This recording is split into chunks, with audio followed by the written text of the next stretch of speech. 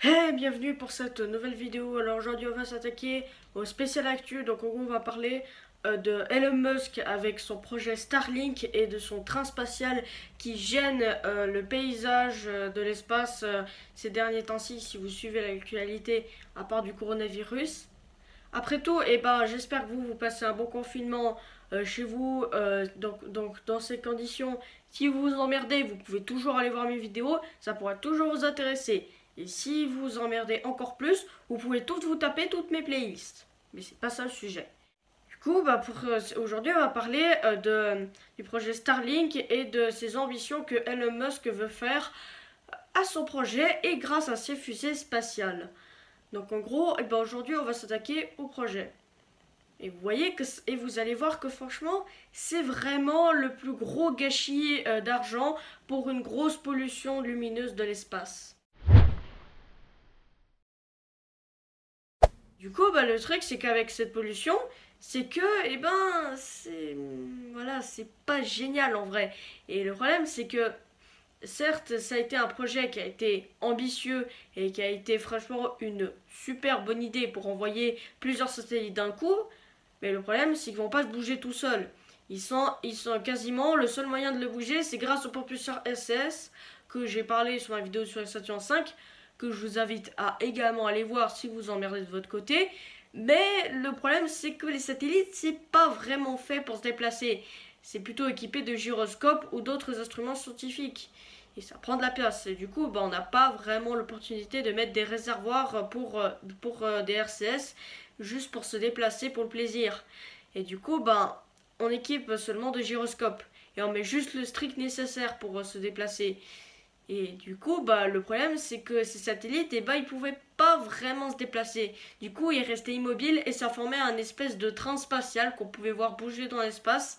Et ça gênait un peu le champ de vision des astronomes au sol. Parce que oui, il est vrai que les satellites, certes, c'est certes dans l'espace et c'est peut-être le ciel nocturne, il est noir. Enfin, de notre point de vue, avec notre œil humain, on voit que le ciel est noir, mais en vrai, il n'est pas totalement noir, il est homogène. Mais passons, ça, ce sera pour une autre vidéo réservée au sujet de l'univers. Et je pense que ça va prendre sa place sur la vidéo du Big Bang.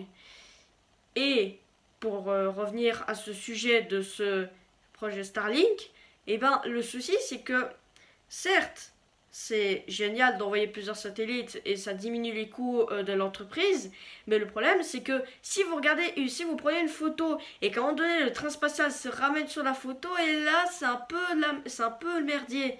Et là, j'avoue que là, franchement, tu peux te retaper, franchement, 30 minutes de refaire une photo. Et je pense que là, t'as vraiment pas envie de te retaper encore un bon bout de temps à repointer le télescope vers l'étoile et de reprendre une photo. Et je pense que ça peut se comprendre. Mais j'avoue que franchement, moi, j'ai pas vraiment envie de regarder les étoiles parce que il faudrait déjà un télescope. Mais franchement, les télescopes, franchement, les lunettes astronomiques, franchement, on peut voir juste le point, on peut voir juste les détails, les anneaux. Et puis, franchement, si vous avez un très très très gros télescope, là, vous pouvez faire beaucoup plus de détails sur l'objet et vous pourrez même voir les satellites et voir un peu plus les détails sur les planètes ou les étoiles. Du coup, avec le projet Starlink, c'est qu'en gros, quand le train spatial passe dessus, c'est un peu chiant. Et Elon Musk prépare encore d'autres missions futures pour envoyer encore plein d'autres satellites dans l'espace. Et autant dire que les astronomes là ne sont pas très contents à l'avis du projet d'Elon Musk.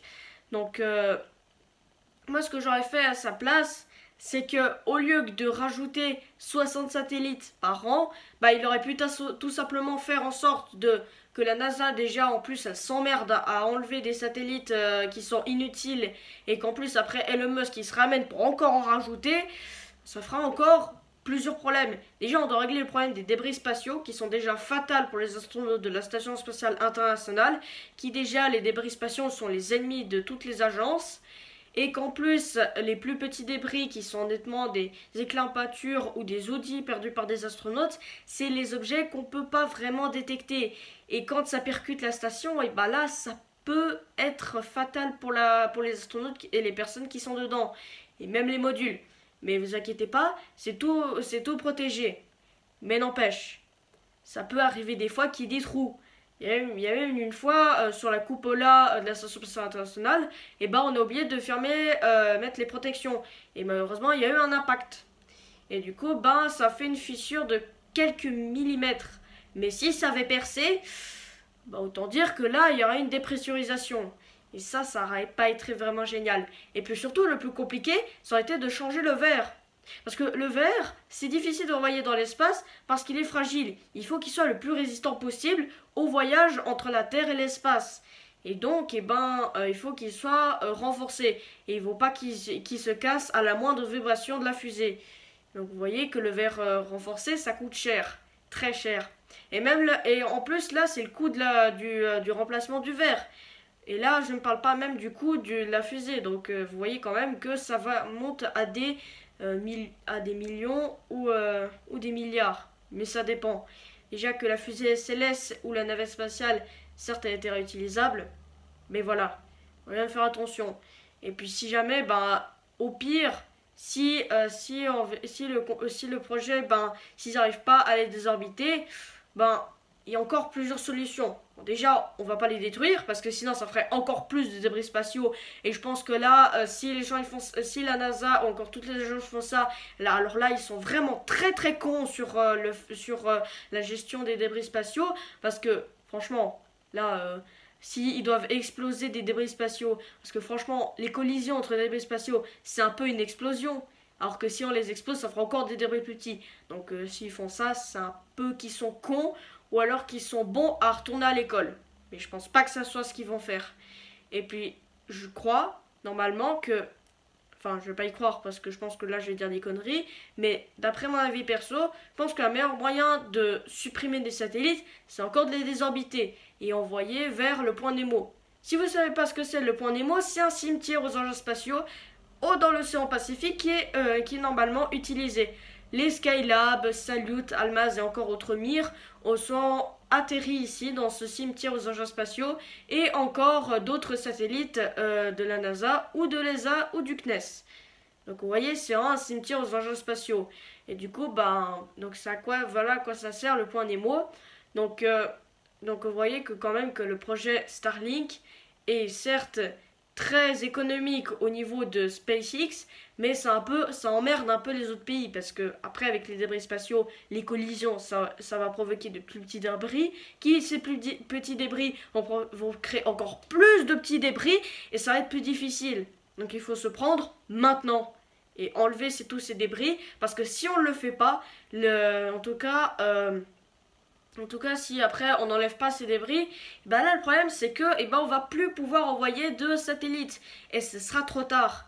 Du coup, il faut ça qu'on fasse vite et que surtout que ça se règle, car tôt ou tard, ça finira par arriver.